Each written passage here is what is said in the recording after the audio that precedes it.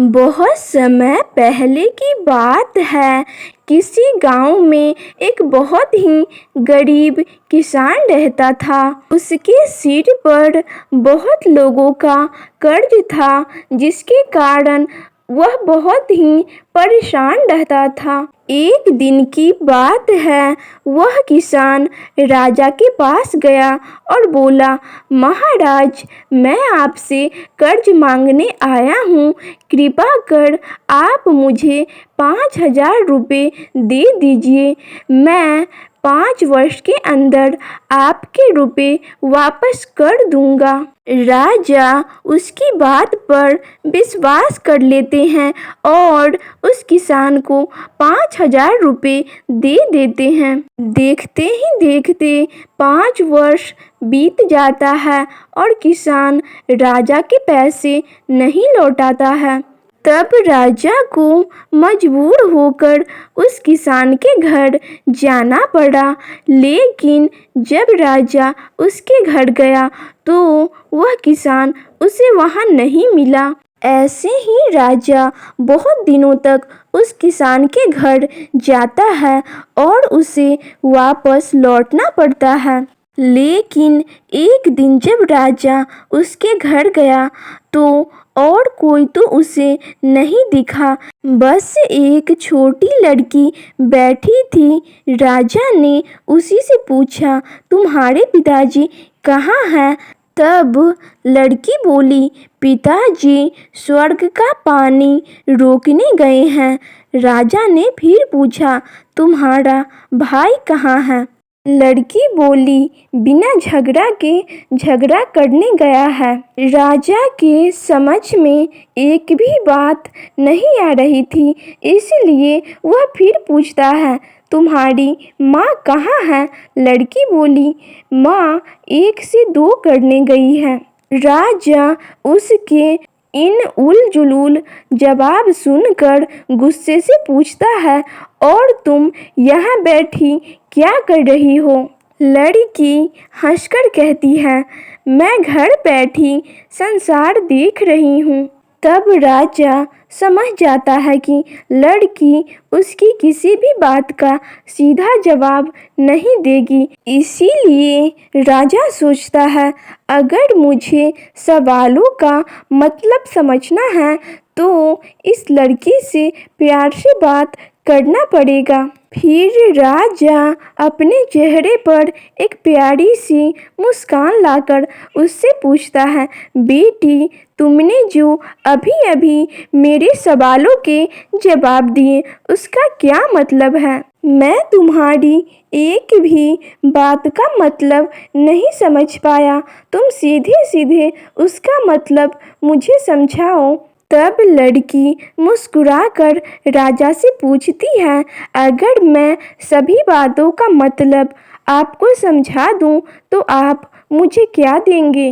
राजा सभी बातों के मतलब जानने के लिए बहुत ही ज़्यादा उत्सुक था, इसलिए उसने तुरंत बोला, बेटी, जो तुम मांगोगी वही दूंगा। तब लड़की बोली, आप मेरे पिताजी का सारा कर्ज माफ़ कर देंगे तो मैं आपको सारी बातों का अर्थ बता दूंगी। राजा ने कहा, ठीक है, मैं तुम्हारे पिताजी का सारा कर्ज माफ़ कर दूंगा। अब तो सारी बातों का अर्थ मुझे समझा दो।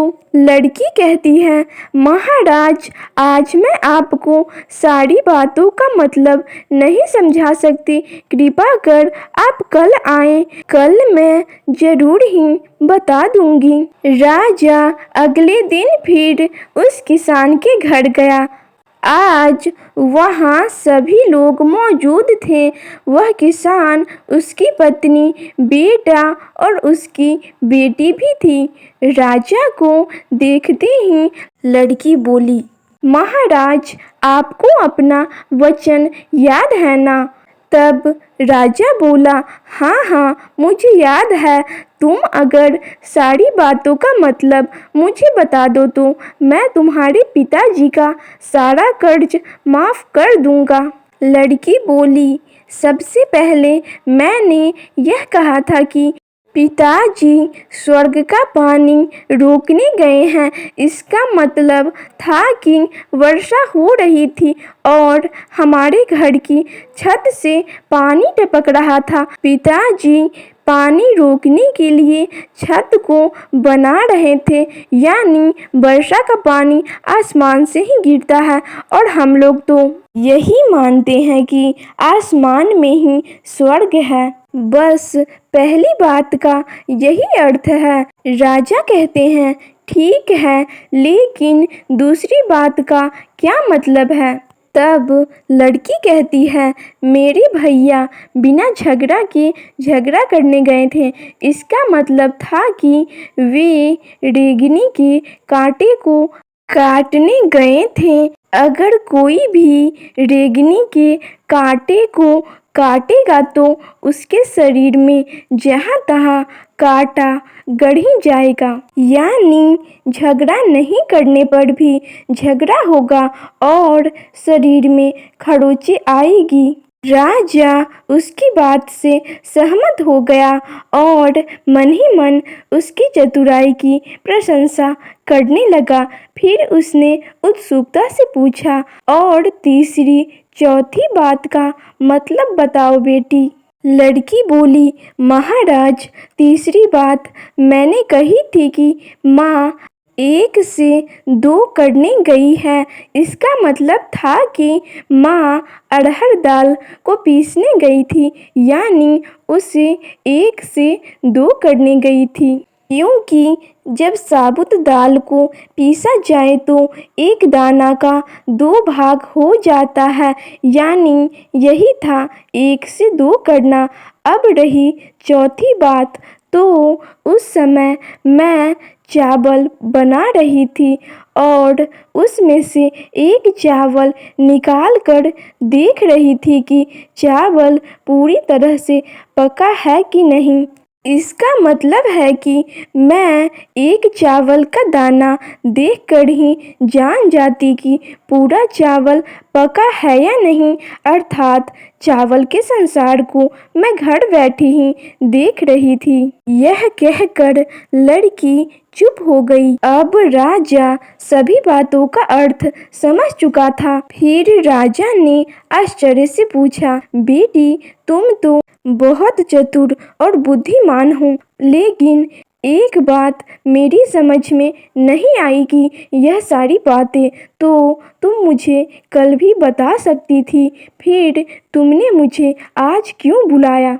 तब लड़की हंसकर बोली, मैं तो बता ही चुकी हूँ कि कल जब आप आए थे तो मैं चावल बना रही थी। अगर मैं आपको अपनी बातों का मतलब समझाने लगती तो चावल गीला हो जाता या जल जाता तो माँ मुझे ज़रूर पीटती। फिर घर में भी कोई कल नहीं था।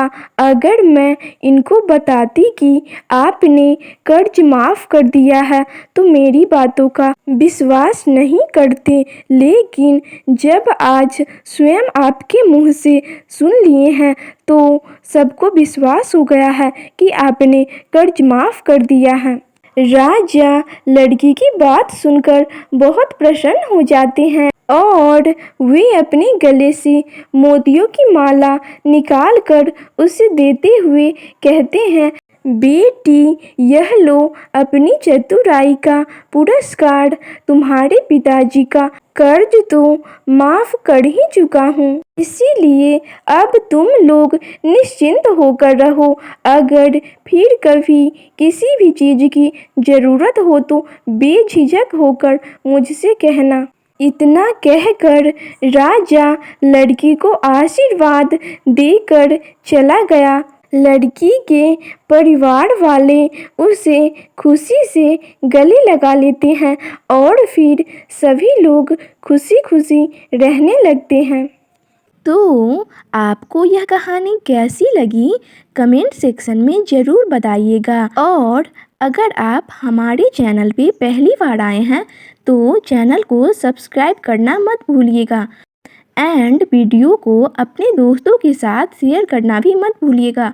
और अभी तक आपने वीडियो को लाइक नहीं किया है तो लाइक भी कर दीजिए। तो मिलते हैं नेक्स्ट वीडियो में, तब तक के लिए thanks for watching this video.